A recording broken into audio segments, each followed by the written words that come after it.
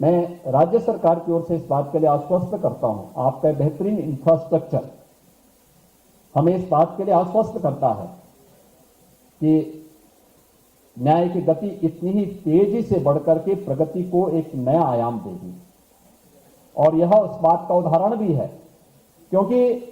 हमारे लिए बहुत कठिन होता, अत्यंत चुनौतीपूर्ण होता प्रयागराज में महाकुंभ का आयोजन सफलतापूर्वक हुआ। 66 करोड़ से अधिक देश और विदेश से आने वाला श्रद्धालु जो भी आया अभिभूत होकर के गया, लेकिन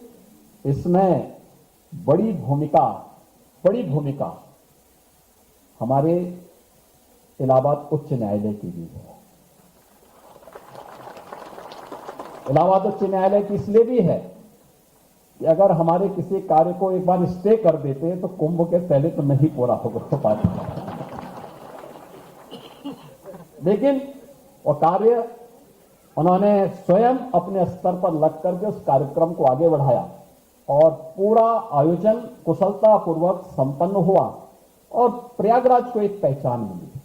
आयोजन इतने बड़े स्तर पर हो सकता है,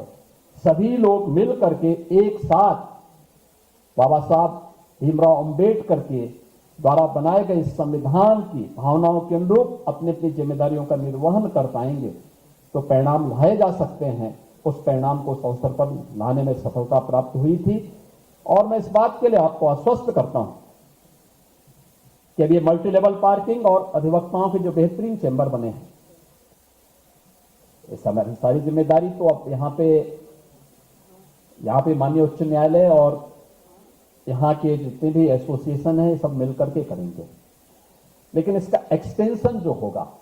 उस एक्सटेंशन के लिए जो भी धनराशि लगेगी उसके लिए भी हम धनराशि बहुत शीघ्र उपलब्ध करवाने जा रहे हैं, जिससे न्याय की इस भूमि में, ज्ञान की इस भूमि में और धर्म की इस धारा में हम और भी बेहतर कर पाएंगे, जिससे उत्तर प्रदेश के वादकारी को समयबद्ध तरीके से न्याय प्राप्त हो सके।